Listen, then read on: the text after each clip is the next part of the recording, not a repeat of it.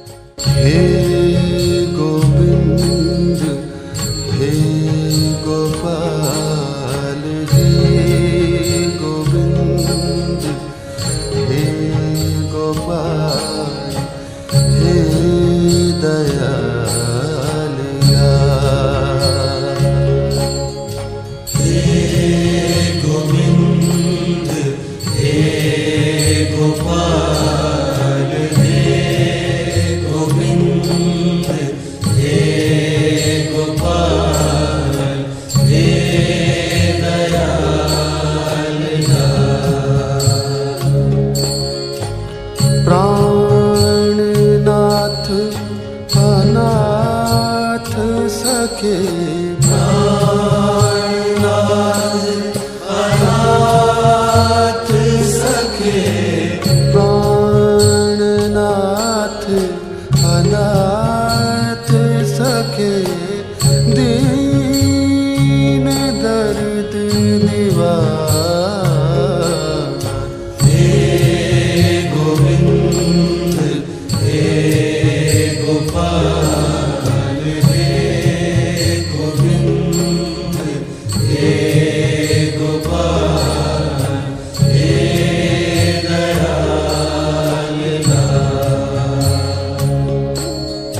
हे गोविंद हे गोपाल हे गोविंद हे गोपाल हे दयाल हे गोविंद हे गोपाल हे गोविंद हे गोपाल हे दयाल हे गोविंद हे गोपाल हे गोविंद हे गोपाल हे दयाल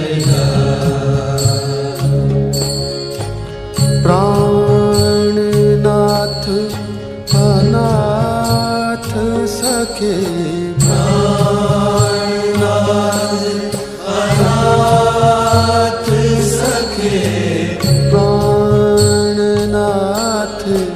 अनाथ सखे दीन दर्द निवार द्विबाहु बधाय ब्राह्मणों ની પૂજા કરો। चतुर्वदनो ब्रह्मा द्विबाहु भगवान हरे अभाल लोचना शंभो भगवान बादरायणीं नमोस्तुते व्यास विशाल बुद्धे फुलारविकाधीश श्रीमद्भागवत भगवान की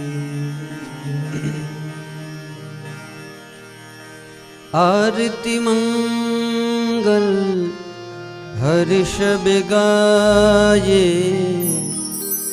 धून मचाए दीप जलाए प्रीत जगाए कहीं कृष्ण कहीं शिव कहलाए कहीं अम्बे कहीं ब्रह्म कहलाए कहाँ न जाए कहाँ न जाए कहाँ न जाए श्याम हे श्याम श्याम हे श्याम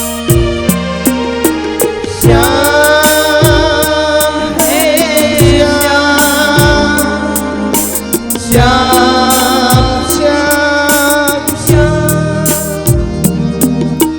कहीं कृष्ण कहीं शिव कहलाए कहीं अम्बे कहीं ब्रह्म कहलाए कहाँ न जाए कहाँ न जाए कहाँ न जाए आरती मंगल हर्ष बिगाए आरती मंगल हर्ष बिगाए धून मचाए दीप जलाए कहाँ न जाए कहीं कृष्ण कहीं शिव कहलाए कहीं अम्बे कहीं ब्रह्म कहलाए कहाँ न जाए कहाँ न जाए कहाँ न जाए कहीं कहीं तो ये सुनी होगी बंसी की धुन ये, कहीं तो ये सुना होगा संतों की धुन में। गंगा की लहरें, जमुना की लहरें, गंगा की लहरें, जमुना की लहरें कहीं नहीं ठहरे, गाती रहे, गाती रहे। कृष्ण कहीं शिव कहलाए, कहीं अम्बे कहीं ब्रह्म कहलाए, कहाँ न जाए, कहाँ न जाए, कहाँ न जाए।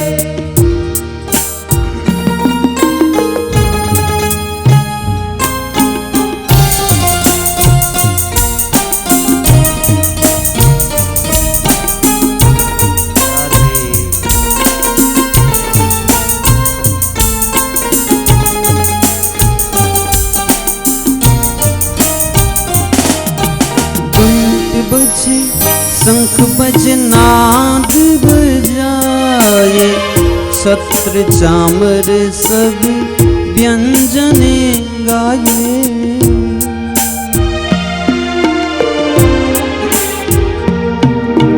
घंट बजे शंख बजे नाद बजाए, छत्र चामर सब व्यंजन गाए।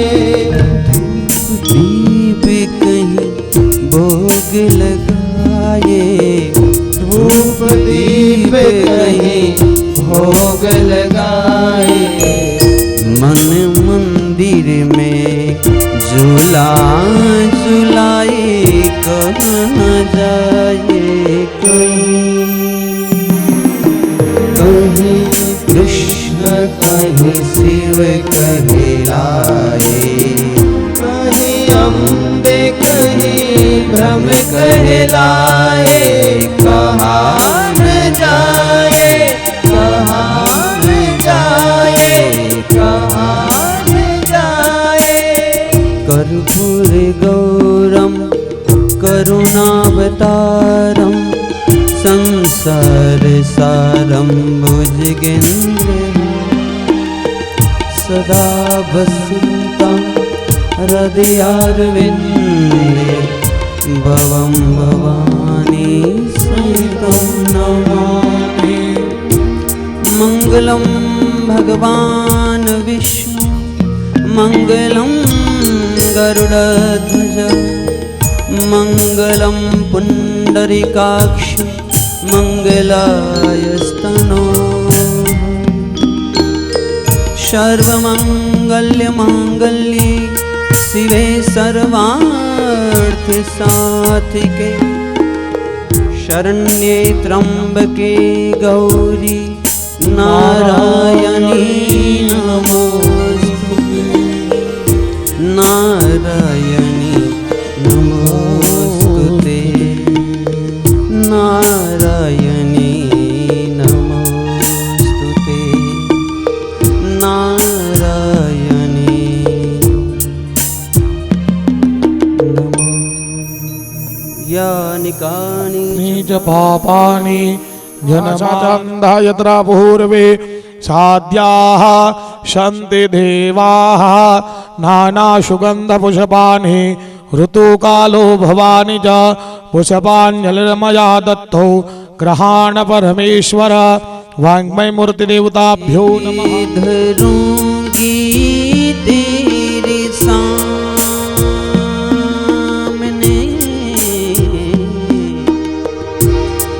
तन मन धन सब भेंट धरूंगी तेरे सामने। भजन करूंगी, भजन करूंगी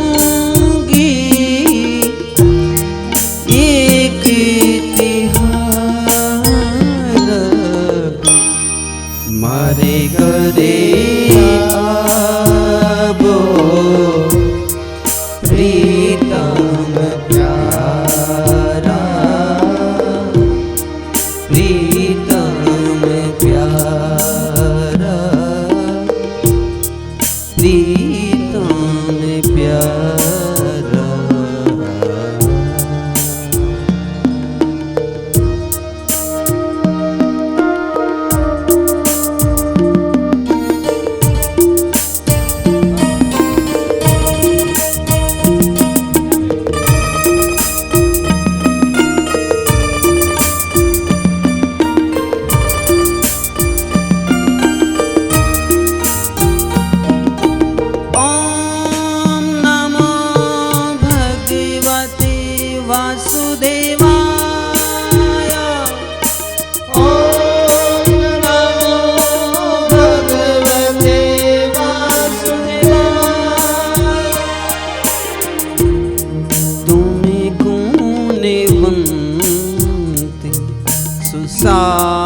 સાવિદ કઈ દીન દયાલા,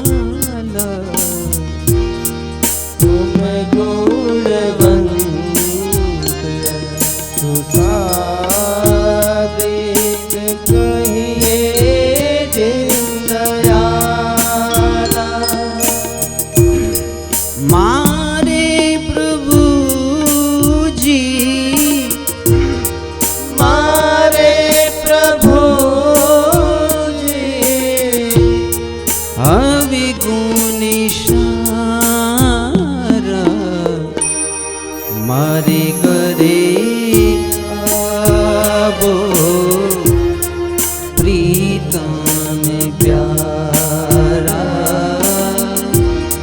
પ્રીતમ પ્યારા, પ્રીતમ પ્યારા.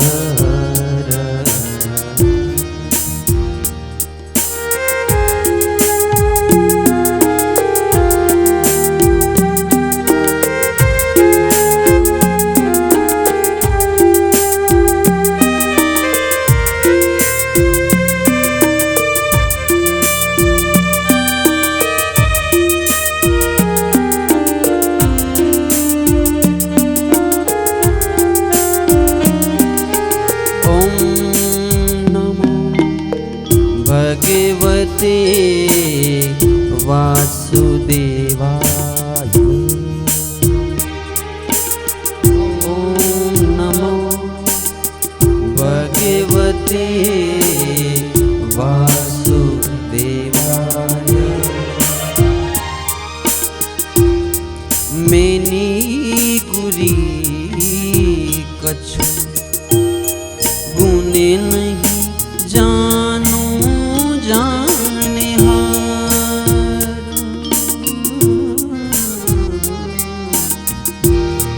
મેને ગુરી કछु ગુણ નહીં જાનો જાને હારા. તુમ બીન મોરા, તુમ બીન મોરા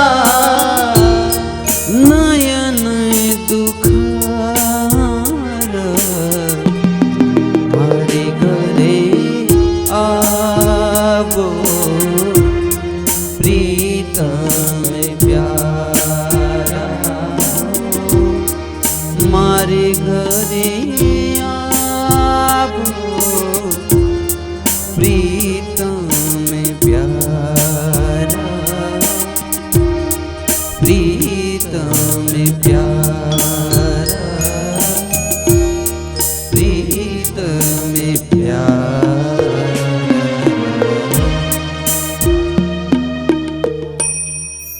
દ્વારિકાધીશ કે છેડાછેડીની પછડી આપી દો. બ્રાહ્મણો, વડીલો ને બધાએ પોથીઓને પગે લાગવાનું. આ બધી પોથી છે એ તમારા પિતૃઓ જ છે. બધા એને વારા પરથી પગે લાગી બ્રાહ્મણો વડીલોને કરી લો નમસ્કાર. વાહ વાહ, જય હો જય હો.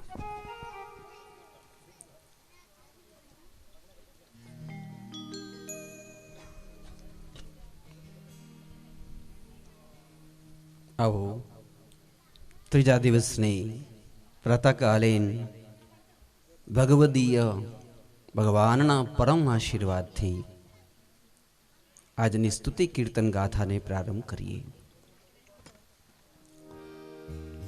શ્રી કૃષ્ણ ગોવિંદ હરે મુરારે, હે નાથ નારાયણ હે વાસુદેવ, જીહબે પિબસ્વામૃતમેત દેવમ ગોવિંદ દામોદર માધવેતિ.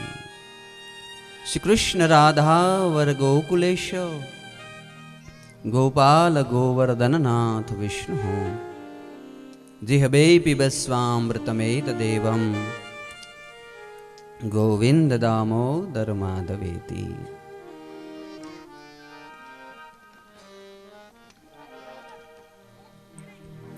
ઓમ નમઃ શિવાય, ઓમ નમઃ શિવાય, ઓમ નમઃ શિવાય. राधे. 2 मिनट के लिए आंखों बंद करके कागेश्वर भगवान નું ધ્યાન ધરીએ.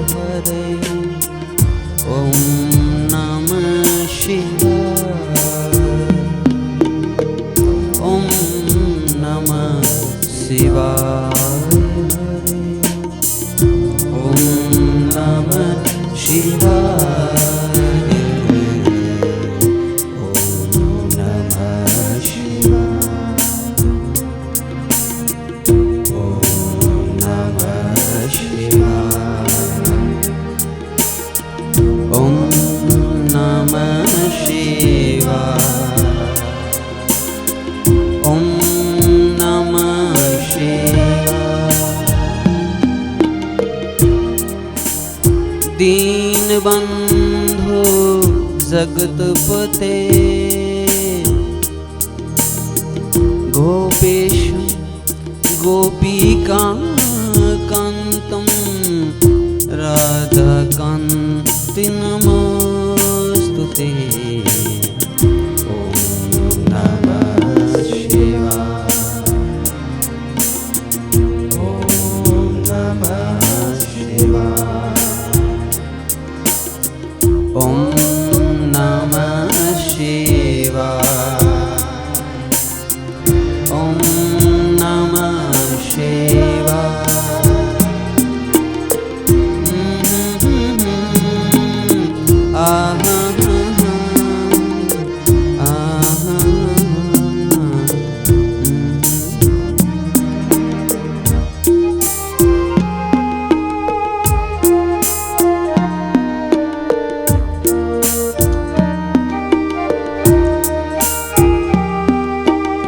गुरुर्ब्रह्मा गुरुर्विष्णु गुरुर्देवो महेश्वरा, गुरुर्साक्षात् परब्रह्म,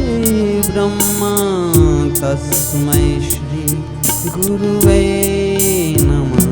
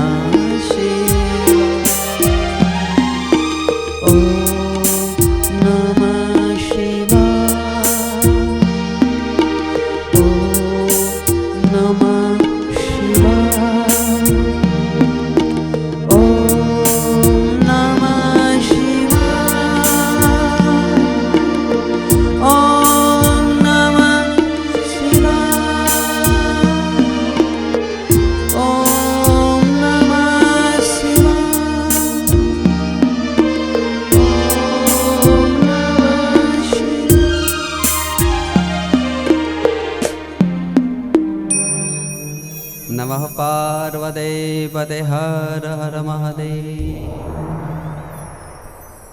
બાલકૃષ્ણલાલ કી જય. શ્રીમદ ભાગવત ભગવાન કી જય. શ્રી દ્વારિકાધીશ કી જય. શ્રી શાભોરા દાદા કી જય. કાગેશ્વર મહાદેવ કી જય. अपने सदगुरु महाराज की जय. प्रेम से कहो जय श्री कृष्ण.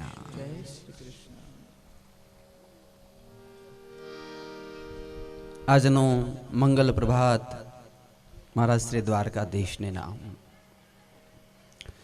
પોથી ભગવંતમાં વિરાજમાન મારા પરમ ઇષ્ટ રાધા કૃષ્ણની યુગલ છબીને હું વારંવાર વંદના કરું છું.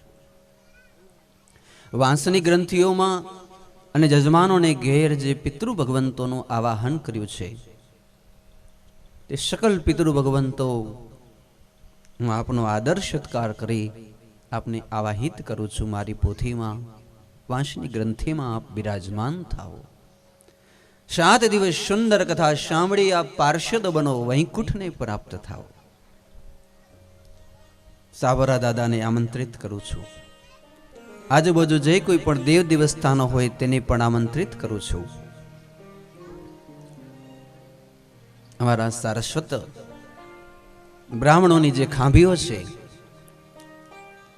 એ દાદાઓને પણ હું આમંત્રિત કરું છું. એ સિવાય જતી મુનિ તપસ્વી જોગી સતી જેના પણ જતી સતીના પાડિયા હોય એને પણ આમંત્રિત કરું છું. અને નામી અનામી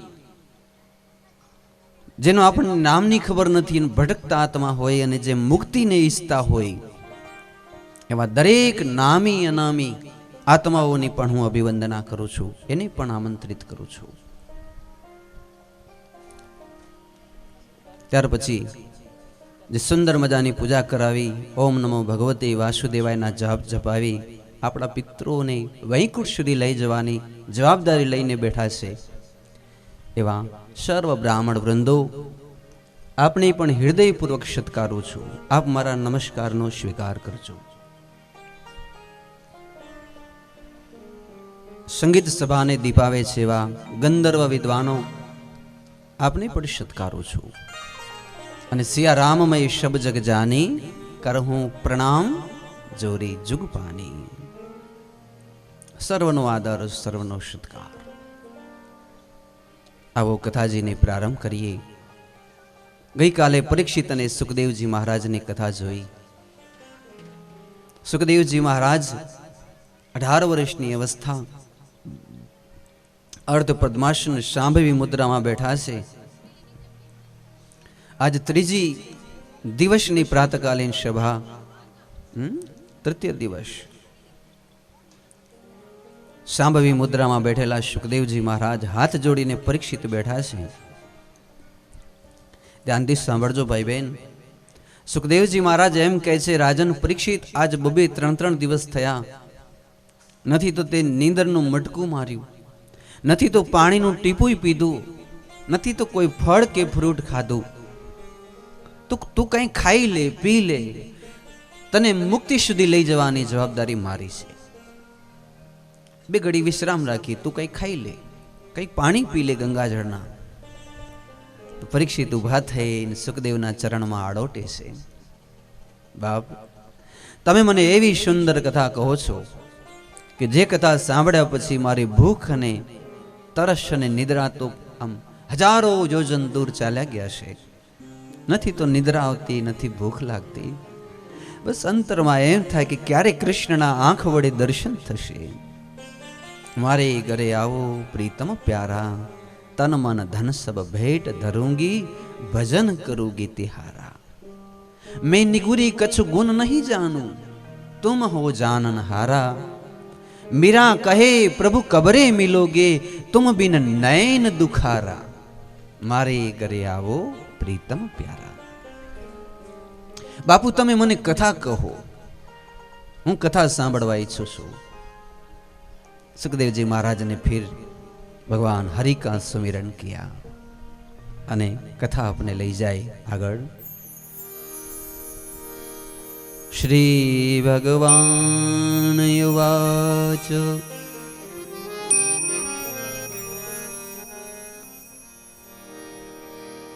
અહમેવાસ્મિ વાગ્રે નાન્યદ્યદ સતસ પરમ પશ્ચાદહમ જદિત જો અવશિષ્યેત સો અસ્મ્યહમ અહમેવાસ્મિ વાગ્રે નાન્યદ્યદ સદસત પરમ પશ્ચાદહમ જદિત યો અવશિષ્યેત સો અસ્મ્યહમ. ધ્યાનથી સાંભળો ભાઈ બહેન. ભગવાન બ્રહ્માજીને એમ કહે છે કે બ્રહ્માજી, તમે મારી નાભીમાંથી નીકળ્યા છો. ધ્યાનથી સમજો કે કાળક્રમે તમે પણ આ સૃષ્ટિમાં હતા નહીં, તોય આ સૃષ્ટિ હાલતી હતી. તમે મારી પેટમાં બેઠા હતા ને મેં તમને નાભીમાંથી પ્રગટ કર્યા, ત્યારે પણ સૃષ્ટિ હતી. કાળક્રમે બ્રહ્માજી વળી પાછા કમળના પાંદડા સહિત તમે મારા પેટમાં હાલ્યા જશો, તોય આ સૃષ્ટિ ચાલશે. બ્રહ્માજી વિના જો સૃષ્ટિ ચાલી શકતી હોય તો તમારાને મારા વિના આ સૃષ્ટિ હાલશે કે નહીં હાલે? શું લાગે છે? હે? જો બ્રહ્માજી વિના પણ આ સૃષ્ટિ ચાલી શકતી હોય તો આપણે તો વળી કેટલા 50, 60, 70, 80, 90, 100 વર્ષ સુધી જીવવાવાળા. આપણે નતા ત્યારે પણ સૃષ્ટિ હાલતી હતી, આપણે નહીં હોઈએ ત્યારે પણ સૃષ્ટિ એમ જ હાલે છે.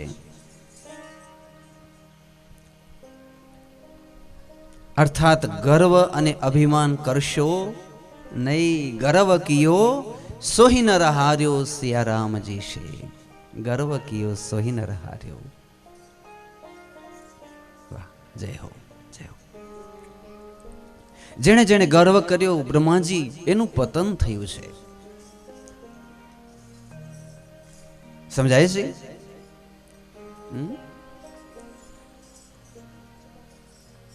તો અહમેવાસ મેવાગ્રે નાન્યદ યદ સદ સત પરમ. અર્થાત પહેલે પણ હું જ હતો. ભગવાન એમ કહે છે બ્રહ્માજીને. જય હો.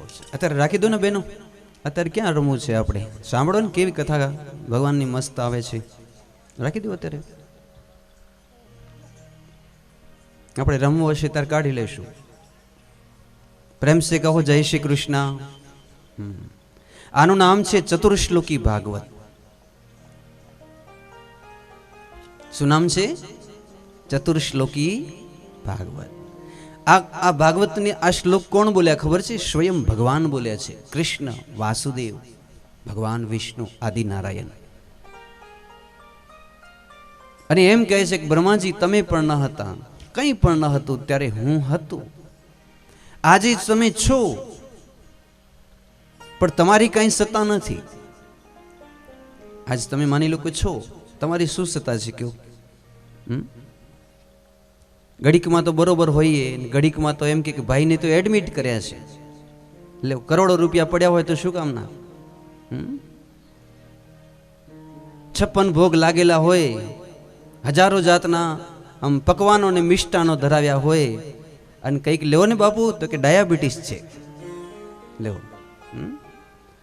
આપણી પાસે બધું છે છતાંય આપણે પરાધીન છીએ. લેવો છે કે નહીં? અર્થાત જ્યારે કશું ન હતું ત્યારે ભગવાનની જ સત્તા હતી. આજે બધું છે છતાંય ભગવાનની જ સત્તા છે. કાલે જ્યારે આપણે નહીં હોઈએ તોય એ ભગવાનની સત્તા જ રહેશે. રામ અને કૃષ્ણ ચાલ્યા ગયા તોય જરા પણ ફરક નથી પડ્યો. એ સૂરજ એવી રીતે જ ઉગે છે, નદીઓ એમ જ હાલે છે, પવનો એમ જ વાય છે, આ સૃષ્ટિ એમ જ ચાલે છે. તો શેનો તમે ગર્વ કરો છો? એટલા માટે ભગવાને કહ્યું ગર્વ કરવા જેવું કશું નથી. ગર્વ તમે ત્યારે કરજો કે જ્યારે તમે આ આંખથી કૃષ્ણના દર્શન કરી લીધા હોય તો તમે ગર્વ કરજો. એ ગર્વ કરવા જેવી વસ્તુ છે કે મેં ભગવાનના પ્રત્યક્ષ દર્શન કરી લીધા. મેં કંઈક પ્રાપ્ત કરી લીધું, તો કશું પણ જ્યારે ન હોય ત્યારે પણ એ ઈશ્વરની જ સત્તા છે. આપણી પાસે ગમે તેટલી ગાડીઓ હોય, પણ માની લો કે રોગથી ઘેરાઈ ગયા. આજે જો તમને રોગ નથી, આપણે કંઈ પણ રોગ નથી, આપણે કંઈ એક પણ ગોળી ખાતો નથી, તો એનો મતલબ એ થયો કે કુળદેવી અને કૃષ્ણની આપણી ઉપર પરમ અને અનંત કૃપા છે. સમજાય છે? આપણે એક પણ ગોળી નથી ખાતા, તો એનો મતલબ એવો નથી કે આપણે મૂછો ચડાવીને ફરવું, પણ આપણે અંતરથી એવું વિચારવું કે કુળદેવી અને કૃષ્ણની મારા ઉપર પરમ કૃપા છે. આપણે ગમે ત્યાં બેસી, આપણે પોઈઝન કાંઈ લાગતા નથી. જંગલમાં રખડતા પેલા સર્પ, વીછી ને કોઈ આપણે કરડતા નથી, અથવા તો ગાડીમાં ડ્રાઇવિંગ કરીને આપણા એક્સિડન્ટો થતા નથી, તો એનો મતલબ એ નથી કે આપણું ડ્રાઇવિંગ પરફેક્ટ છે, પણ એનો મતલબ એ છે કે કૃષ્ણ અને કુળદેવીની આપણા ઉપર પરમ અને અનંત કૃપા છે. સમજાય છે? આપણું એક્સિડન્ટ નથી થતું, એનો અર્થ એ કે આપણી ઉપર કૃષ્ણની પરમ કૃપા છે. અને રાત્રે જ્યારે સૂઈ જઈએ અને સવારે જ્યારે જીવતા ઉઠીએ, એનો મતલબ એ નથી કે આપણું કંઈક સામર્થ્ય છે, પણ એ પણ મારા કૃષ્ણની પરમ અને અનંત કૃપા છે. નહીં તો માણસ સૂતો તે સૂતો, ફરી પાછો ઉઠે નહીં. રામ બોલો ભાઈ રામ થાય. હા, કૃષ્ણ અને કુળદેવીની જો કૃપા હોય તો માણસ જીવતો ઉઠે. તો જે કંઈ પણ પ્રાપ્ત થાય છે બધું કૃષ્ણની જ કૃપાથી પ્રાપ્ત થાય છે. તો શેનો ગર્વ કરીએ?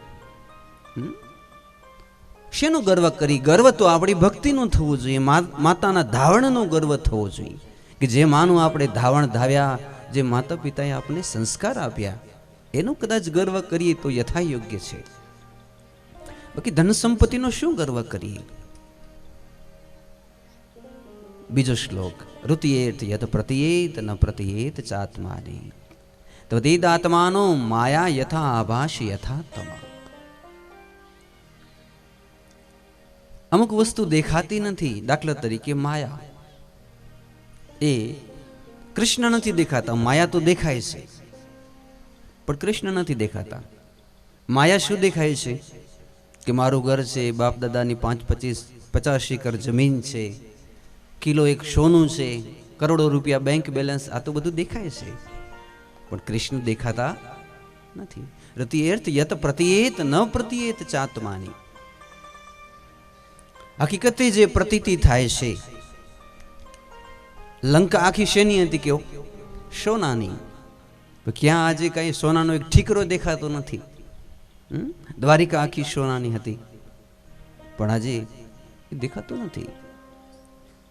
અરે કેવા કેવા મહારથીઓ, અતિરથીઓ, કેવા કેવા કરોડો અરબો ખરબો રૂપિયાના ખજાના, ભંડારો ભરપૂર ભરેલા હતા, પણ ક્યાં? આનો અર્થ એ છે કે આ બધું મિથ્યા, એટલે નાશવંત છે. એક ઝાડ વાવી, એનું પણ આયુષ પૂરું થાય તો ઝાડ સુકાઈને ઠૂંઠો થઈ જાય કે નહીં? એક ઝરણું કે નદી વહેતી હોય તો ઝરણું ને નદી પણ ક્યારેક કાળક્રમે સુકાઈ જાય કે નહીં? નદીઓ વહેતી હતી પહેલા, પણ એ કાળક્રમે એનું આયુષ્ય પૂરું થયું તો એ સુકાઈ ગઈ. કાળક્રમે આપણે નાનકડા હતા, આપણા માતા પિતા જુવાન હતા, તો આજે અમુક અવસ્થા થયા પછી આપણા માતા પિતાઓ મૃત્યુ પામ્યા, તો એ પણ આપણે કહીએ નાશવંત. તમારા દાદા દાદીઓ, વૃદ્ધ દાદાઓ, પાંડવો, આમ અંતે બધું નાશવંત છે. નદીઓ પણ સુકાઈ જાય, ઝાડવા પણ સુકાઈ જાય, અને જ્યાં ગામના મોટા મોટા આમ નગરો અને શહેરો હોય ત્યાં કાળક્રમે માત્ર રેતીના ટીંબા થઈ જાય, અને જ્યાં આમ રણ જેવું પ્રદેશ હોય ત્યાં કાળક્રમે નગરી વસી જાય. થાય કે નહીં આવું બધું? તો પરિવર્તન એ સંસારનો ક્રમ છે. અમુક વસ્તુ નથી દેખાતા બ્રહ્મ કૃષ્ણ, પણ હકીકતે જુઓ તો સાચા કૃષ્ણ જ છે, કારણ કે એ કોઈ દિવસ નાશ પામતા નથી, અવિનાશી છે. બાકી તો બધું નાશ પામે, ધન નાશ પામે, ગમે તેવો બંગલો બનાવ્યો હોય 100-150 વર્ષ થાય તો બંગલો પણ નાશ પામે, ગાડીઓ નાશ પામે, ધન સંપત્તિ નાશ પામે, માતા પિતા નાશ પામે, અરે આપણું શરીર પણ નાશ પામે. નાશ નથી પામતા તો કૃષ્ણ. એટલા માટે એ સત્ય છે. બ્રહ્મ સત્ય જગન મિથ્યા. ઋતુયેર્થ ન પ્રતિયેત ન પ્રતિયેત ચાત્માની ત્વદિદાત્માનો માયા યથા આભાસો યથાત્મા યથા મહંતિ ભૂતાની ભૂતેષુ ચાવચેષ્વનું. તમારું શરીર કેટલા તત્વનું બનેલું છે? 5 તત્વનું. બરોબર છે. હું તમને કહું એમાંથી એક તત્વ મને બતાવો તો મારે આંખથી જોવો છે. બતાવો તો આકાશ તત્વ ક્યાં? પૃથ્વી તત્વ, અગ્નિ તત્વ. તમે એમ કહો મહારાજ એ તો આંખેથી જોઈ ન શકાય કંઈ. યથા મહાંતિ ભૂતાની. ભલે આંખેથી જોઈ ન શકાય પણ અંદર પંચમહાભૂત છે એ તો સાચું કે નહીં? એવી રીતે કૃષ્ણ ભલે આંખથી દેખાતા નથી પણ સમગ્ર સંસાર કૃષ્ણથી બન્યું છે એ સાચું છે. યથા મહાંતિ ભૂતાની ભૂતેષુ ચા વચેસ્વનો પ્રવિષ્ટાન્ય પ્રવિષ્ટાની તથા તેષુ ન તેષ્વહમ.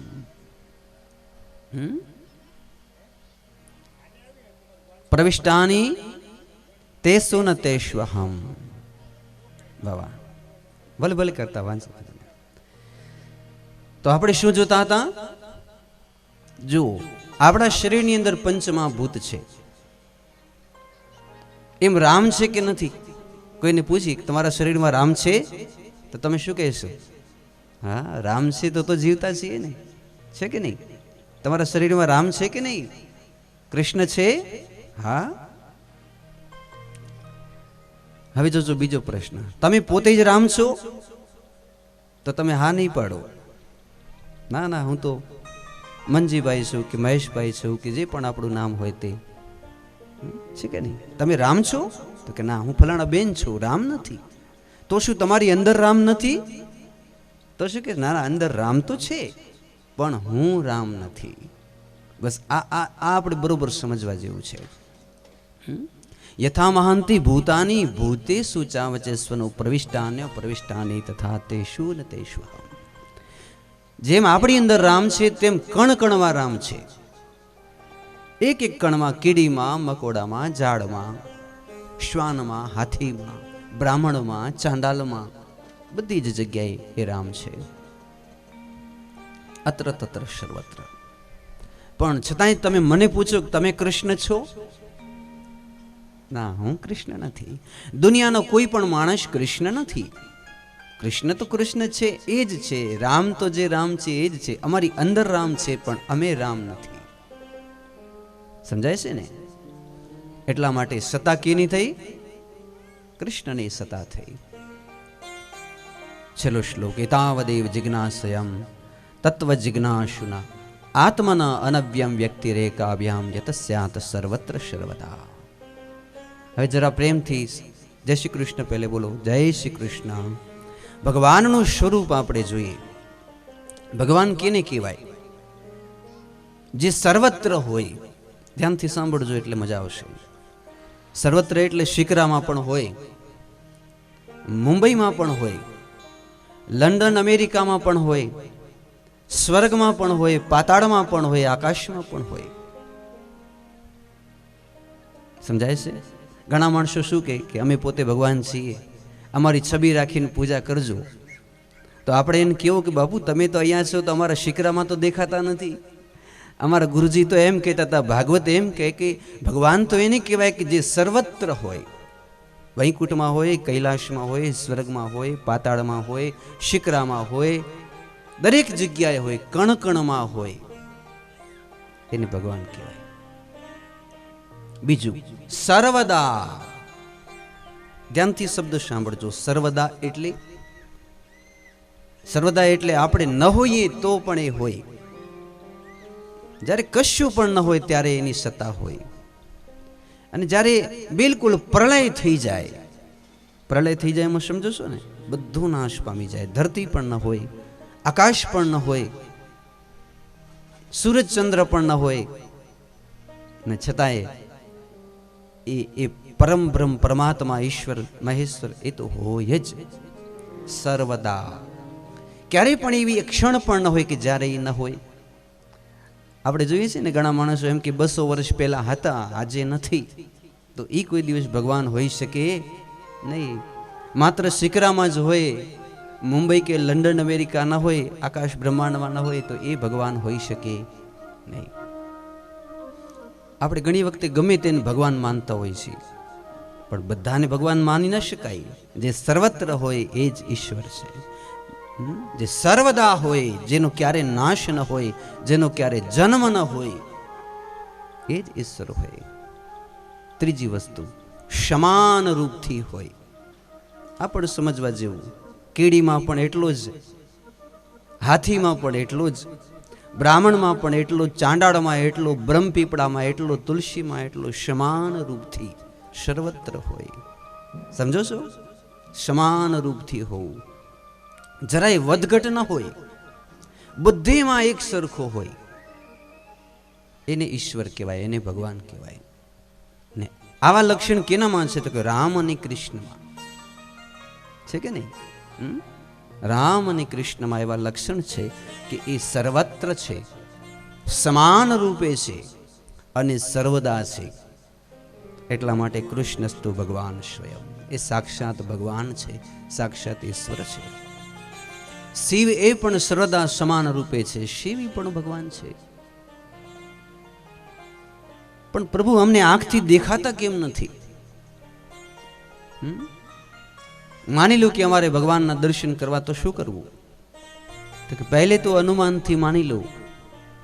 શું માનવાનું? તો કે એક મકાન દેખાય, તો મકાનને બનાવવા વાળો કડીઓ હોય કે ન હોય?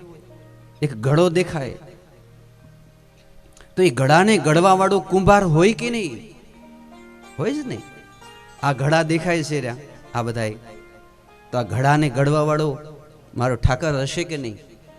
આ અનુમાન પ્રમાણ છે. આપણે અનુમાન થઈ જાય કે આપણે છીએ, સૃષ્ટિ છે, અને બધું આમ ચાલે છે. જો દરિયો માજા મૂકતો નથી, ઓક્સિજન બરોબર મળી રહે, 5 પ્રાણવાયુ હે બરોબર ટાઈમો ટાઈમ, સૂરજ ઉગે, ચંદ્ર ઉગે, કોઈ પોતપોતાના કાર્યમાં જરા પણ આડાવડા થતા નથી. ગંગાજી અસ્ખલિત ચાલે રાખે, ક્યારે પાણી ખૂટે નહીં. કેની સત્તા? તમારી મારી સત્તા છે? મારા કૃષ્ણની સત્તા છે. સમજાય છે ને? આ અનુમાન પ્રમાણ છે કે આ બધું ચાલે છે, એટલે એ કૃષ્ણ ભલે દેખાતો નથી, પણ જરૂર ક્યાંક છે. એનું નામ છે અનુમાન પ્રમાણ. પછી એક થશે આગમ પ્રમાણ. આગમ એટલે ભાગવત. ભાગવત એમ કહે છે કે આજથી 5000 વર્ષ પહેલા કૃષ્ણ હતા, ત્રેતા યુગમાં રામ હતા, ભગવાને 24 અવતાર ધારણ કર્યા. તો તમે આ ભાગવતને માનો છો કે નથી માનતા? ભગવદ્ ગીતામાં ભગવાન કીધું કે સર્વધર્માન પરિત્યજ્ય મામ એકમ શરણમ વ્રજ અહમ ત્વામ સર્વપાપેભ્યો મોક્ષયિષ્યામિ મા શુચ. મારું જ ભજન કર. તો તમે ભગવદ્ ગીતાને માનશો કે નહીં માનો? એનું નામ છે આગમ પ્રમાણ. ભાગવત કહે છે, ગીતાજી કહે છે, મહાભારત કહે છે, વેદો નેતિ નેતિ પુકારીને કહે છે કે ભગવાનની સત્તા છે. છતાંય તમે એમ કહો કે અમે રામકૃષ્ણને માનતા નથી. એ તો આપણા જેવા માણસ હતા, મહાપુરુષ હતા. તો હવે ભગવાનને આપણે સાબિત કેમ કરવા? હવે જરાક ધ્યાનથી સાંભળજો કે એક દીકરી છે, એના લગ્ન થઈ જાય, પછી એક દીકરાને જન્મ દે. દીકરો 3 વર્ષનો થાય, અને પછી એ પોતાના નાનકડા દીકરાને એમ કે જો સામે સોફા ઉપર બેઠા એ તારા પપ્પા છે. કોણ છે? પપ્પા. એટલે આમ પપ્પા આમ કરે દીકરાને. એ દિવસથી દીકરો એમ માની લે કે આ જ મારા પપ્પા છે. પણ કદાચ એ દીકરો પોતાની માને એમ કે માં આ મારા પપ્પા છે, એની સાબિતી દે તો જ માનું, નહીં તો નહીં માનું. તો શું કરવું? સમજો છો ને? ઘણા માણસો એમ કહેતા હોય કે ભગવાનની સાબિતી દેવો. તો એક દીકરો જ્યારે પોતાની માને એમ કે કે માં તું સાબિતી દે કે આજ મારા પપ્પા છે તો માનીશ, એવું કે એ માની લે કે નહીં?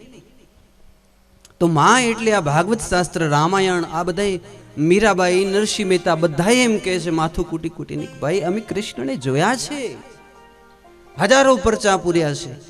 જલારામ બાપા એમ કે મેં રામને જોયા છે કે નહીં? કેટલા સંતો થઈ ગયા, કબીરથી લઈ અનેક સંતો એમ કહે છે, તુલસીદાસ સહિત અમે આંખથી તુલસીદાસ ચંદન ઘસે તિલક કરે રઘુવીર.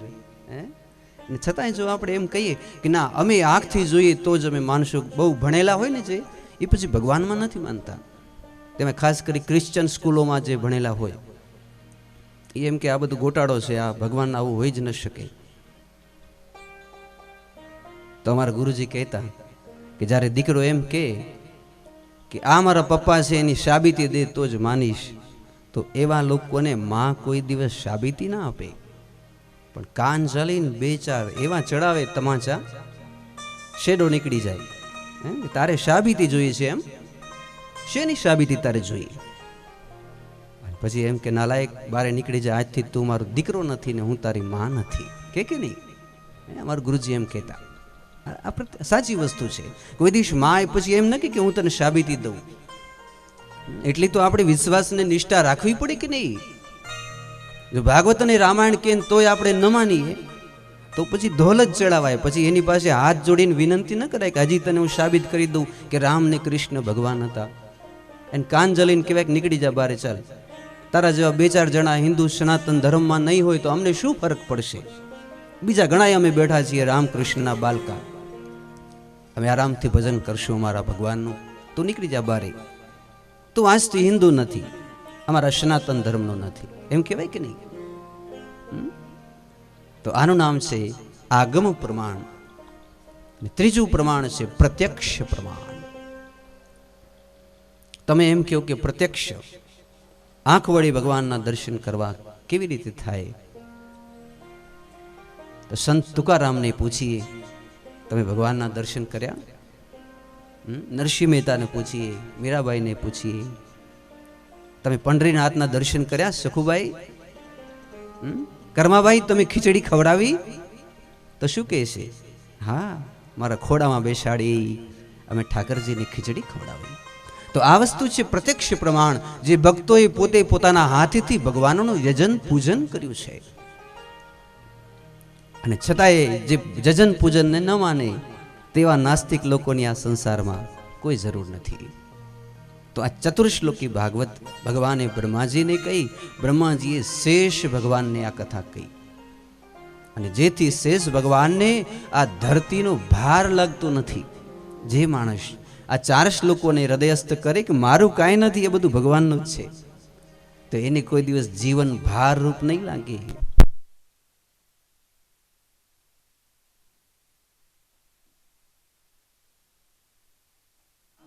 જય શ્રી કૃષ્ણ.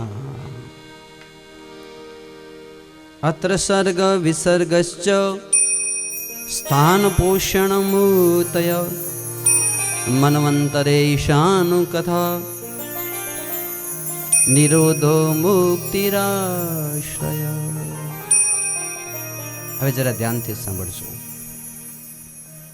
ભગવાને પ્રથમ શું કર્યું? સર્ગ એટલે રહેવા માટે પૃથ્વી અને 14 લોકોની રચના કરી. પછી વિસર્ગ એટલે 14 પ્રકારની સૃષ્ટિ રચી. દેવી દેવતાઓ, વૃક્ષો, મનુષ્યો, પક્ષી, પશુઓ, જે કંઈ પણ દેખાય, પહાડ, નદીઓ, આ બધું ભગવાને બનાવ્યું, એને કહીશું વિસર્ગ. પછી તમને રહેવાને માટે સ્થાન આપ્યું. શિકરાગામ છે કે મુંબઈ, ધરતીને સ્થિર કરી, તો ભગવાને રહેવા માટે સ્થાન આપ્યું. અથવા તો એમ ન કહીએ તો એમ કહેવાય કે તમને સ્થાન આપ્યું માના પેટમાં. આપ્યું કે નહીં? માના પેટમાં તમને ને મને સ્થાન આપ્યું. પછી માના પેટમાંથી બહાર નીકળ્યા ત્યારે શું આપ્યું? સ્થાનમ પોષણમ. પછી માના છાતીમાં દૂધ આપ્યું અને આપણું પોષણ કર્યું. કોણે દૂધ આપ્યું? એ તો કેવું? મારા ઠાકોરજીએ દૂધ આપ્યું. પહેલે તો સ્થાન આપ્યું માના પેટમાં, પછી પોષણ આપ્યું, પછી મુત્તયા એટલે માયા આપી, કરોડો રૂપિયા આપી દીધા, બંગલા આપ્યા, લેવ જલસા કરો, આનંદ કરો, મારું ભજન કરજો. એનું નામ છે ઉત્તી. મનવાંતરે કથા. પછી આમ મનવંતરોની જે લીલા છે બધી, કે સૂરજના આપણે આમ પ્રકાશ મળે, ચંદ્રને ચાંદની મળે, કૂવો ખોદીએ તો પાણી મળે, આ બધી વ્યવસ્થા ભગવાને આપણા માટે કરી. ઈશાનો કથા. પછી જાનવર જેવા ફરીએ નહીં એટલા માટે ભગવાનની કથા. ભગવાનની કથા ન સાંભળીએ તો કેવા થઈ જઈએ? જાનવર જેવા. એટલે ઋષિઓએ તમારા ને મારા માટે ઈશ્વરની કથા અર્પિત કરી. મનવંતરે ઈશાનો કથા. હવે જરાક ધ્યાનથી સાંભળજો.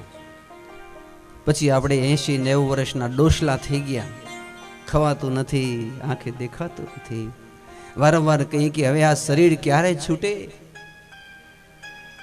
તો એ 9મું લક્ષણ છે નિરોધ. ભગવાને કૃપા કરી આપને મૃત્યુ આપ્યું.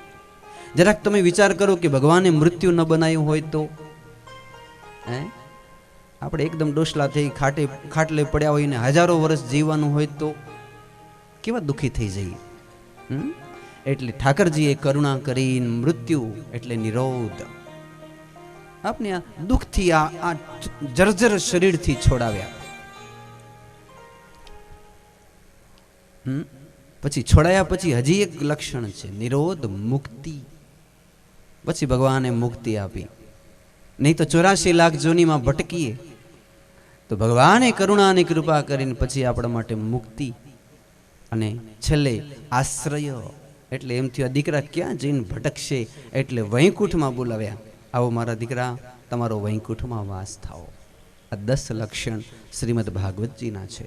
જે માણસ ભાવથી આ કથા સાંભળે ને પાકું થઈ જાય કે હું માના પેટમાં આવ્યો એ કૃષ્ણની કૃપાથી, હું ધાવણ ધાવ્યો એ પણ કૃષ્ણની કૃપાથી, મને જે માયા મિલકત મળી એ પણ કૃષ્ણની કૃપાથી, અને અંતે મૃત્યુ મળ્યું એ પણ કૃષ્ણની કૃપાથી, અને અંતે મુક્તિ મળી એ પણ કૃષ્ણની કૃપાથી.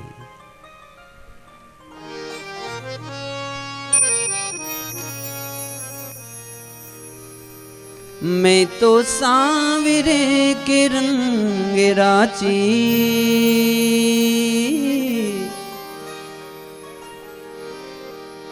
सजी श्रृंगार बांध कर घुंघरू, सजी श्रृंगार बांध कर घुंघरू, लोक लाज तजी नाजी, मैं तो सांवरे के रंग राजी, सांवरे के रंग राजी, सांवरे के रंग राजी, सांवरे के रंग राजी, सांवरे के संग राजी, सांवरे के रंग राजी.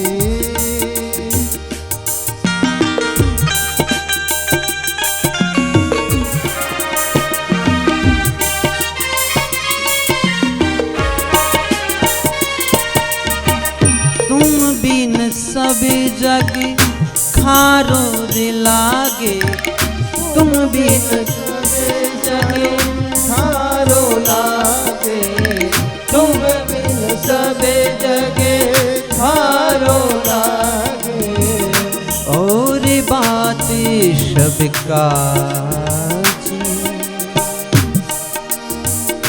मीरा श्री गिरधरी गोपाल श्री हरि गोपाल सु भक्ति रसीली मैं तो सांवरे के रंग राजी, सांवरे के रंग राजी, सांवरे के रंग राजी, सीता राम राम राम, राधे श्याम श्याम श्याम, सीता राम राम राम, राधे श्याम, सीता राम राम राम, राधे श्याम श्याम श्याम, सीता राम राम राम, राधे श्याम श्याम श्याम, सीता राम राम राम, राधे श्याम श्याम श्याम सीता राम राम राम राधे श्याम श्याम श्याम सीता राम राम राम राधे श्याम श्याम श्याम सीता राम राम राम राधे श्याम श्याम श्याम सीता राम राम राम राधे श्याम श्याम श्याम सीता राम राम राम राधे श्याम श्याम श्याम सीता राम राम राम राधे श्याम श्याम श्याम सीता राम राम राम राधे श्याम श्याम श्याम ओ राधे श्याम श्याम श्याम राधे श्याम श्याम श्याम राधे श्याम श्याम श्याम राधे श्याम श्याम ओ राधे श्याम श्याम श्याम राधे श्याम श्याम। तो દ્વિતીય સ્કંદ અહીં મારા શ્રી ઠાકરજીના ચરણ કમળમાં આપણે સમર્પિત કરીએ. ઇતિ શ્રીમદ ભગવતે મહાપુરાણે વયાસિકમ અષ્ટદશ સહસ્ત્રાયામ પારમહંસયા સંહિતાયામ દ્વિતીય સ્કંદે પુરુષ સંસ્થાન વર્ણન નામ દશમો અધ્યાય કૃષ્ણાર્પણમસ્તુ. શ્રી બાલકૃષ્ણલાલ કી જય. આવો એક સુંદર કથા સાંભળીએ. કુત્ર શત્રુ ભગવતાં મૈત્રેણ્યાસ સંગમ તદા વાશઃ સંવાદ એત્વદ્યનઃ પ્રભુ.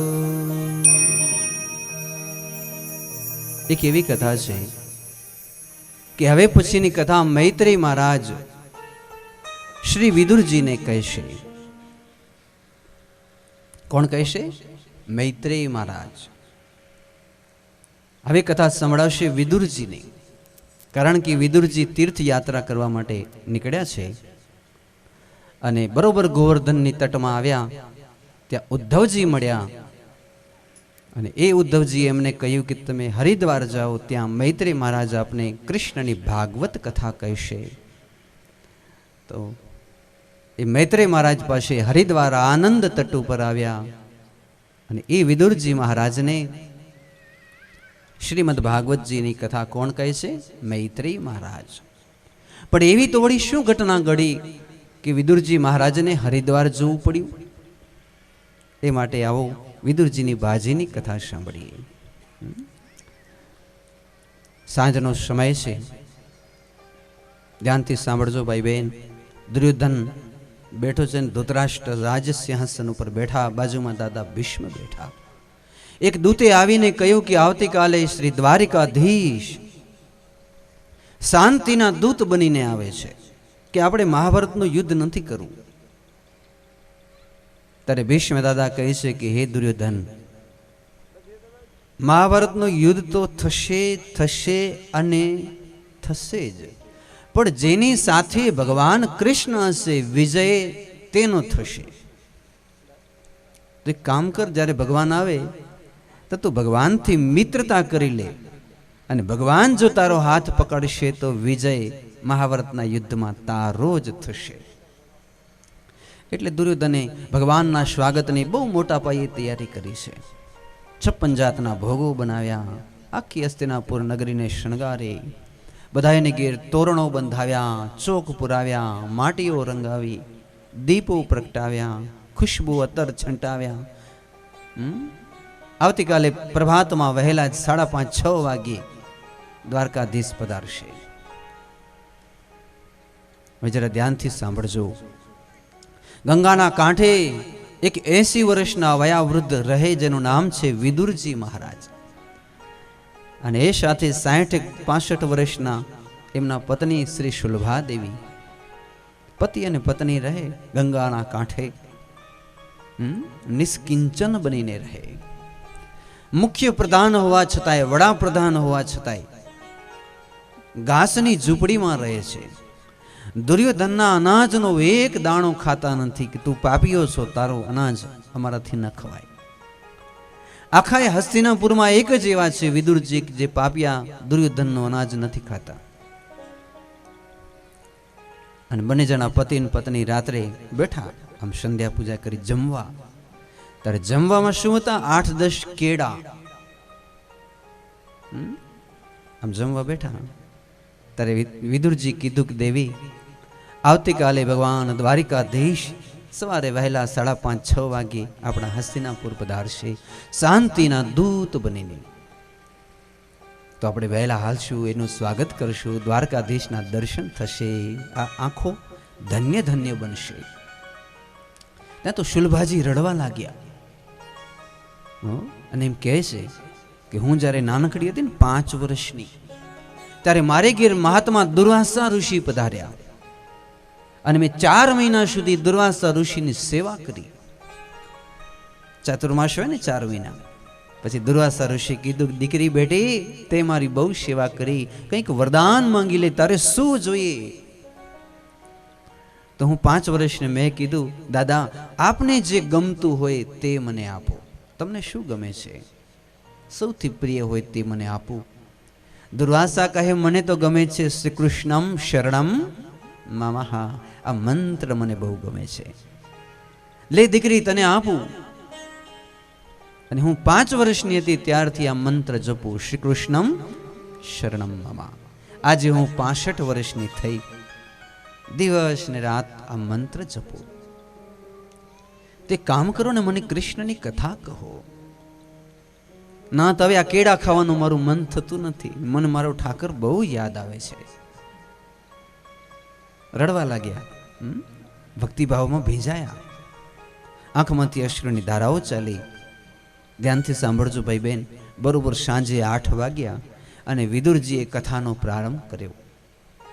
ઠાકોરજી જ્યારે 6 દિવસના ત્યારે માસી પૂતના પધાર્યા. જ્યારે 27 દિવસના હતા ત્યારે શકટાસુરનો વધ કર્યો. આમ કરી કથા ચાલુ કરી, ગોવર્ધન લીલા, રાસ લીલા, ને આમ કરતે કરતે કરતે કરતે એને બરોબર 3:30 વાગવા આવ્યા ત્યારે આમ હરણાઓ આથમવા લાગ્યા. પેલા તો ઘડિયાળ નતા ને, એટલે આમ ગઢા માણસો બારે ઉઠીને હરણિયાને જોવે કે હરણિયા જો જેટલે પહોંચ્યા એના ઉપર કેટલા વાગ્યા એને ખબર પડે. તો સુલભાજી જોવે કે હરણિયા આથમે છે, નક્કી 3-3:30 થયા હશે. કથા કરવા કેટલા વાગે બેઠા હતા? 8 વાગે. અત્યારે કેટલા વાગ્યા? પરોડે 3-3:30 થયા. તો આમ કેવા ભાવથી કથા સાંભળી હશે? ન તો ભૂખ લાગી, ન તો તરસ લાગી, ન તો નિદ્રા આવી, કંઈ પણ કશું ન થયું. પછી તો બંને જણાએ સ્નાન કર્યું, પુષ્પો ચોંટ્યા, પ્રભાત થવાની તૈયારી. આમ હસ્તિનાપુરને પાદરે આવ્યા. ધ્યાનથી સાંભળજો ભાઈ બહેન, હજારો લોકો ભગવાનના સ્વાગત માટે આવ્યા છે. દુર્યોધનની આજ્ઞા હતી કે જે પોતાના ઘેર રહેશે અને સ્વાગતમાં નહીં આવે તો એને મોટો દંડ થશે, એટલે બધા જ લોકો આવ્યા છે. ત્યાં તો ભગવાનનો રથ પણ આવ્યો, પણ ભગવાને આવીને તરત જ આમ નીચું જોઈ ગયા, કોઈની સામે જોતા નથી. પૂજ્યપાદ ડોંગરે મહારાજ કહેતા કે ભગવાન દર્શન આપે પણ દ્રષ્ટિ ના આપે. સમજવા જેવી વસ્તુ છે. તમે તિરુપતિ બાલાજી જાઓ, નાથ દ્વારા જાઓ, દ્વારકાધીશના દર્શન કરવા જાઓ, આપણા ગામના ઠાકર મંદિરે જાઓ, તો ભગવાન દર્શન આપે પણ દ્રષ્ટિ ના આપે. દ્રષ્ટિ તો એને જ આપે જે મીરાબાઈ હોય, નરસિંહ મહેતા જેવા હોય, જેની દ્રષ્ટિ એકદમ શુદ્ધ હોય, દ્રષ્ટિ તેને આપે. એટલે ભગવાન નીચું જોઈ ગયા. તમે દ્વારકાધીશના દર્શન કર્યા હશે, આમ ભગવાન આમ જોઈને બેઠા, આપણી સામે ન જોવે. તિરુપતિ બાલાજી જઈએ તો આમ જોઈને બેઠા, આપણી સામે ન જોવે. તમે જોજો ભલે. નાથ દ્વારા જાઓ તો એ ક્યાંક ઊંચું જોવે, ક્યાંક નીચું જોવે. પણ ભગવાન કે તારી યોગ્યતા નથી, તને દ્રષ્ટિ કેમ આપું? આંખ ના આપે કોઈને. એ તો રાધાજીને આંખ આપે. રાધાજી જેવી પવિત્રતા જેનામાં હોય તેને જ આંખ અને દ્રષ્ટિ આપે. તો ભગવાન નીચું જોઈને આમ ચાલે, બધા આમ પુષ્પ ઉડાડે, દ્વારિકાધીશ કી જય, દ્વારિકાધીશ કી જય. પણ ભગવાન કોઈની સામે જોતા નથી.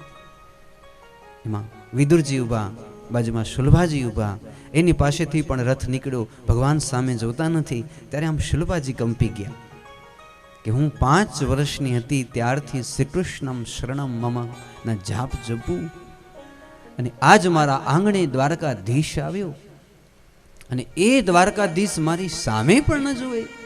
ધિકાર હોજો મારી ભક્તિને. અરે મારી ભક્તિમાં હજી કેટલી ખામી છે, કેટલી કચાશ છે. હું હજી કેટલી પાપીન હોઈશ. હજી શું મારા પાપના ભંડારો ભરેલા હશે?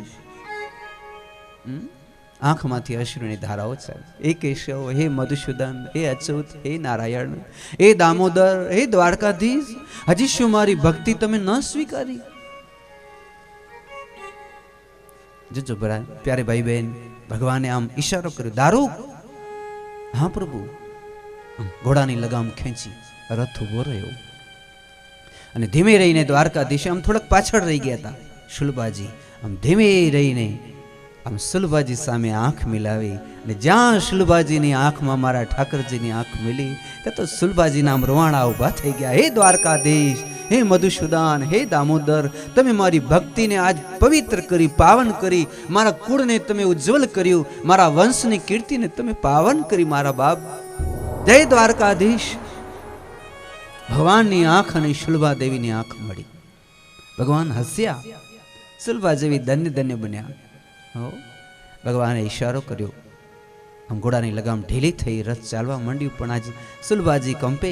પાણીમાંથી જે માછલાને કાઢી નાખો ને પેલું મછલું તરફડે. હે કૃષ્ણ, હે ગોવિંદ, હે દામોદર, હે અચ્યુત, હે દયાનિધાન, તમે ક્યાં ચાલ્યા મને છોડીને? તમારા વિના મારા પ્રાણ નીકળી જશે. માધવ, મારી ઘેર આવો, મારી સેવાનો સ્વીકાર કરો. મારા હાથે હું આપણે જશોદાની જેમ કંઈક ખવડાવાય છું, હું કંઈક મારા જીવનને પવિત્ર કરવાય છું. પણ ભગવાન નીકળી ગયા. ધીમે ધીમે બધાય ચાલતા થયા. પણ શુલભાજી આમ આમ સ્તુતિ કરે છે, ઠાકર મારી ઘેર નહીં પધારો. એ જગદીશ્વર, હે વિશ્વેશ્વર, બાળપણથી આપની ભજન અને ભક્તિ કરવા વાળી.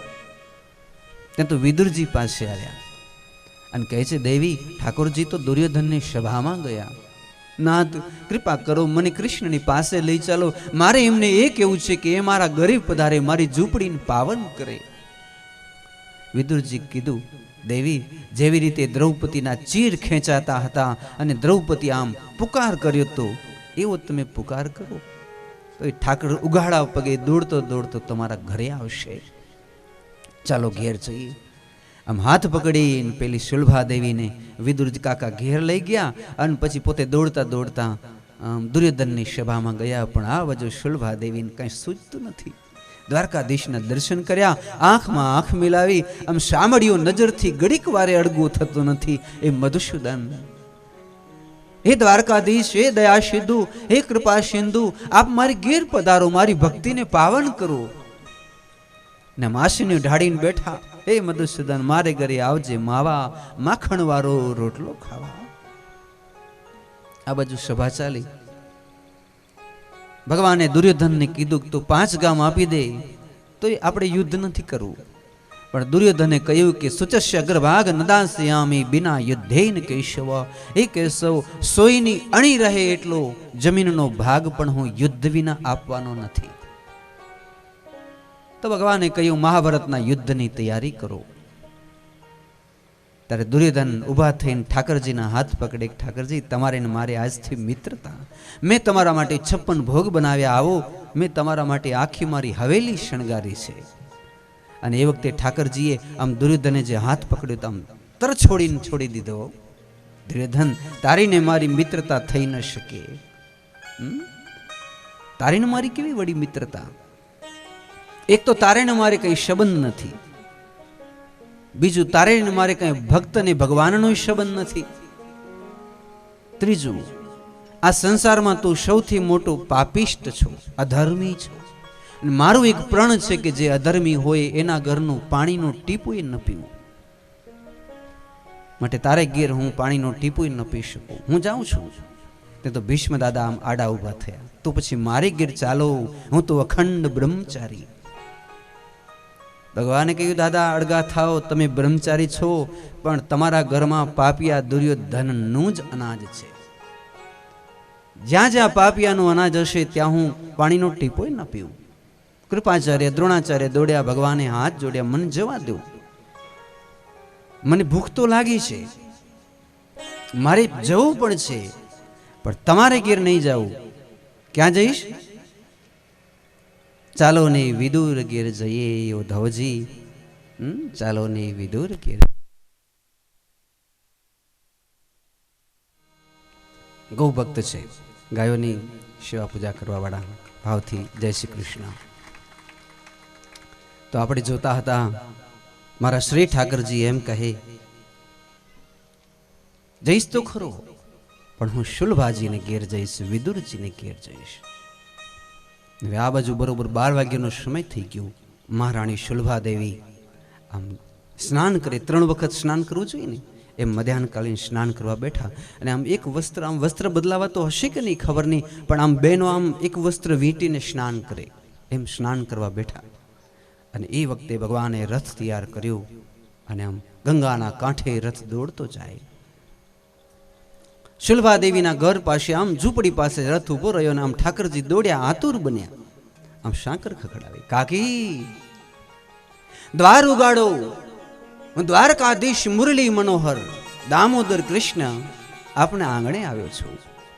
હા હા હા, સ્નાન કરતે કરતે આજ શુલભા દેવીએ અવાજ સાંભળ્યો, જાણે મધુર ઘંટડીઓ રણકતી હોય, દિશાઓ સુગંધિત બની.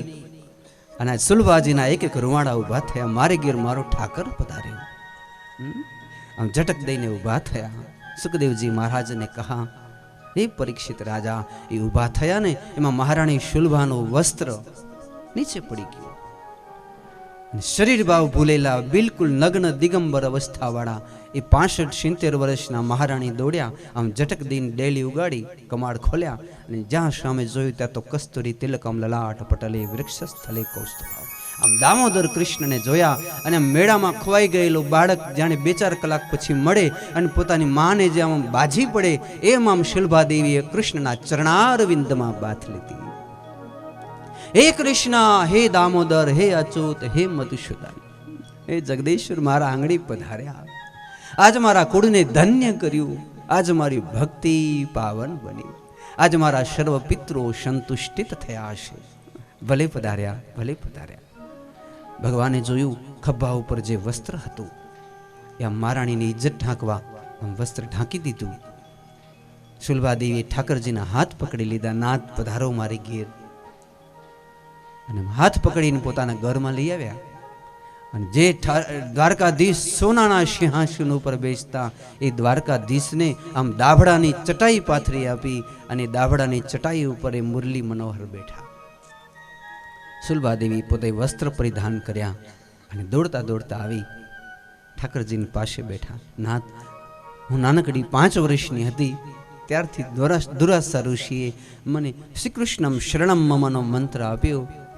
નાથ, તમે મારી પૂજા અને ભક્તિ સ્વીકારી કે નહીં? ભગવાનની આંખમાં આંસુ આવ્યા, હાથ પકડી લીધા.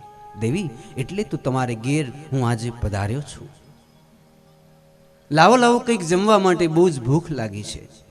કાકી પછી આપણે વાત કરીએ, પહેલે મને કંઈક નૈવેદ્ય આપો. શુલભા દેવી ઊભા થયા. પૂજ્ય ડોંગરે મહારાજ કહેતા, એ ભારત વર્ષની આર્ય સ્ત્રી પોતાના ઘેર રસોડામાં જાય ત્યારે એવી અકિંચન હતી કે જેના ઘરની અંદર એક અનાજનો દાણો નહીં, સાંજે બધું વાપરી નાખવું એવો નિયમ લઈને બેઠેલા. તો વિચાર્યું ઠાકરજીને જમાડીશ શું? કંપવા લાગ્યું કે શું આપું ઠાકરજીને. પણ ત્યાં આમ દ્રષ્ટિ કરીને તો રાત્રે જે કેળાના ફળ ખાવાના હતા, પરંતુ કૃષ્ણની કથા કહેતા કહેતા એ ફળ જાણે ભગવાને જ કેમ મુકાવ્યા હોય, ઠાકરજીએ જ કૃપા કરી હોય તેમ. તો એ કદલી ફળ ઉપર દ્રષ્ટિ ગઈ, કેળાના ફળ લીધા, ગંગાજળથી સાફ કર્યા, પવિત્ર કર્યા અને પછી આમ દોડતા આવ્યા. નાથ, મારી પાસે તો કેળાના ફળ છે, શું આપને ભાવશે? ઠાકરજી કહ્યું, હા હા લાવો, જલ્દીથી લાવો. અને પછી કેળાના ફળ ઠાકરજીને આમ આપવા માટે આમ ભગવાને હાથ લાંબા કર્યા. ત્યાં તો શુલભાજી બેસી ગયા ભગવાનની સામે. નાથ, એક વખત હું ગોકુળ આવી અને એ વખતે માં જશોદાએ આપને દહીં અને ભાત ખવડાવતા, આમ કોળિયાઓ ભરાવતા મેં જોયા. અને મને એમ થયું કે મને પણ જો એક મોકો મળે તો મારા હાથથી હું આપને કોળિયા ભરાવું, મારા હાથને મારા જીવનને ધન્ય બનાવું. પણ ના, તે દિવસે તો તમે મને એવો લહાવો ના આપ્યો. આજે જો તમે કહો તો હું મારા હાથથી આપને નૈવેદ્ય જમાડું. આ કેળાનું ફળ ના કોડિયા મારા હાથે ખવડાવું.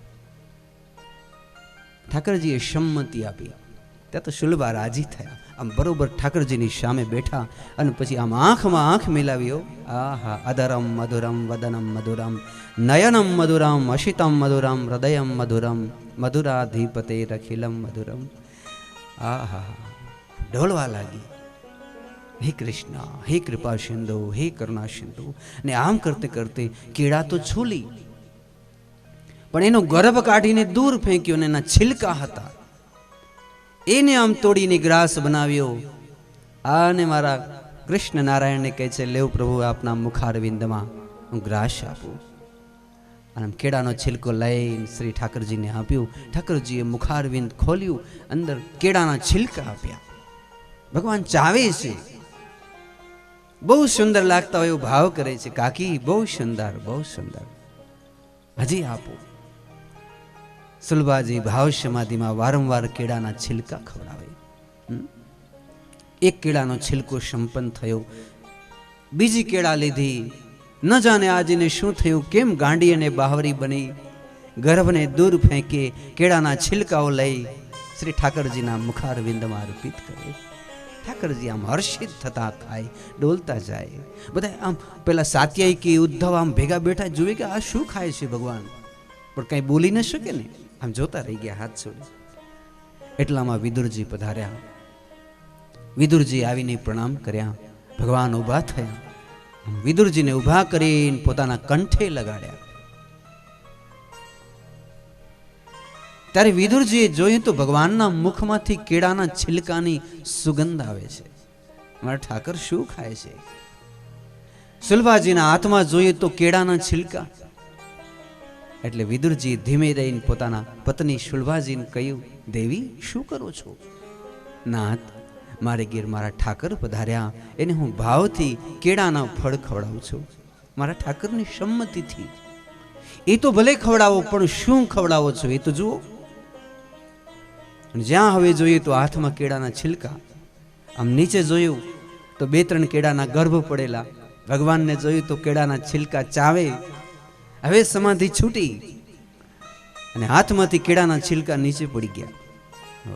હા હા હા, હે જગદીશ્વર, હે મધુસૂદન, તમે મને કેમ આવી ગાંડી બનાવી? નાથ, મારે ગીર પધાર્યા. 56 ભોગમાંથી એક પણ ભોગ આપણે ના આપી શકી. અરે કશું નહીં તો કેળાના છિલકા.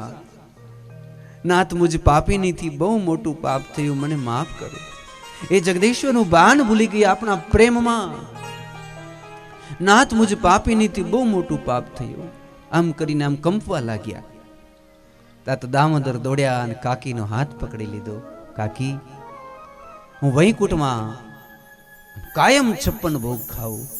દ્વારિકાની અંદર 16,108 પટરાણી રોજ રોજ 6 વખત 56 ભોગ લગાવે. પણ હું સત્ય પ્રતિજ્ઞાથી કહું કે તમારા કેળાના છિલકા ખાવામાં મને જે આનંદની અનુભૂતિ થઈ, ન ભૂતો ન ભવિષ્યતિ. મને એટલો સંતોષ થયો, મને બહુ જ આનંદ થયો. કાકી, હજી પણ જાડે તમારા કેળાના છિલકા ખાતો જાઓ. આ તો વિદુર કાકા આવ્યા નહીં તો તમારી બધી કેળાના છિલકા હું ખાઈ ગયો હોત. તમે સંતાપ કરતા નહીં કાકી, હું તમારા પર બહુ સંતુષ્ટિત છું. પણ કાકા, મને હજી કંઈક ખાવું છે. નાનકડું બાળક જેમ કહે ને એમ આજ કૃષ્ણ કહે છે, મને કંઈક જમવા આપો. અને વિદુરજી પછી આમ એ હસ્તિનાપુરની બજારમાં ગયા અને કલાક સુધી ભ્રમણ કર્યું. પણ જેમ નરસિંહ મહેતાને જુનાગઢની બજારમાં 2 રૂપિયાનું ઘી નહોતું મળ્યું, એમાં જ વિદુર કાકાને અનાજના 2 દાણા પણ ન મળ્યા સાહેબ. એવી કથા છે. પછી વિદુરજી જમનાના કાંઠે, ગંગાના કાંઠે પધાર્યા અને એમ કહે, અરે રે, મારે ઘેર ઠાકર પધાર્યા કેટલાય સમય પછી. અને એ ઠાકર ભૂખ્યા અને પોતાના મુખેથી જ એમ કહે કે હું ભૂખ્યો છું. અને આજે મારા ઘરમાં અનાજનો એક દાણો ન હોય તો હું જ્યારે મરણ પામીશ ત્યારે મારા પિતૃઓ, મારા દાદા પરદાદાઓ મને પૂછશે કે અભાગિયા, તારે ઘેર ઠાકર પધાર્યા અને એ ઠાકરને દેવા માટે તારી પાસે બટકો બાજરાનો રોટલોય નહીં? તો કેવો ગ્રહસ્થ છો? તે લગ્ન કર્યા, સંસારી બન્યો, અને તારે ઘેરથી ઠાકર શું ભૂખ્યો જશે? તો હું મારા પિતૃઓને શું જવાબ દઈશ? અને કદાચ દોડીને ઘરે જાઉં તો એ કૃષ્ણ એમ કહે છે, કાકા શું લઈ આવ્યા? ત્યારે હું એમ કહું કે બાપુ હું કંઈ પણ નથી લઈ આવ્યો, મને માફ કરો, એમ કહેવાય મારાથી? શું કરું? એની કરતાં તો એક કામ કરું, ગંગાજીમાં જળ સમાધિ લઈ જાઉં, અંદર ડૂબી જાઉં, કૃષ્ણનું નામ લેતે લેતે, હે કૃષ્ણ તમે મને માફ કરજો, તમે ભૂખ્યા ભૂખ્યા તમે મારા ઘેરથી જશો. એ જગદીશ્વર તમે આ મારા ભાગ્યમાં શું લખ્યું? આમ વિલાપ કરતે કરતે ગંગાના કાંઠે ગયા. ત્યાં તો મારા હરિએ કંઈક લીલા કરીને એ ગંગાના કાંઠે કોણી કોણી ભાજીઓના આમ આમ હારમાળા દેખાણીઓ, એવી લચેલી રસીલી, આમ કોઈ જાતના ગરાવો કે જીવાતવાળી નહીં, એકદમ સુંદર લચેલી ભાજી દેખાણી. તરત જ વિદુરજી મહારાજને થયો, આ હા, આ ભાજી ક્યાં દુર્યોધનની છે, આ તો ગંગા મૈયાની પ્રસાદી છે, મારા ઠાકરને ભાવશે. અને તરત જ એ ભાજીને આમ ચૂંટીને આમ ખભે પછડી આખી ફાંટ ભરી, ગંગાજળમાં ધોઈ, બાજુમાં પેલો બંટીનો ઘાસ, એ ઘાસને પણ લીધો, દોડીને પોતાની ઝૂંપડી પહોંચા. ઉગાડા પગે 80 વર્ષનો વયોવૃદ્ધ આમ પાઘડી ઉતારીને કહે, નાથ 56 ભોગમાંથી એક પણ ભોગ મારી પાસે નથી, પણ આપણા માટે ઘાસની ભાજી અને ઘાસનો રોટલો શું તમને ભાવશે? આમ આંખમાંથી અશ્રુની ધાર ચાલે. ભગવાન ઊભા થયા, ભગવાનની આંખો ભીંજાઈ. ન ભાવે તો રેવા દો બાપુ, તમે કોઈ દી ઘાસના રોટલાઓ કે ભાજી નહીં ખાધી હોય. કૃષ્ણ રડે છે, કાકી પાસે આવ્યા, આશરો છે, નાથ ન ભાવે તો રેવા દેવું. ત્યારે કૃષ્ણ કહે છે કે હું જ્યારે 5 વર્ષનો હતો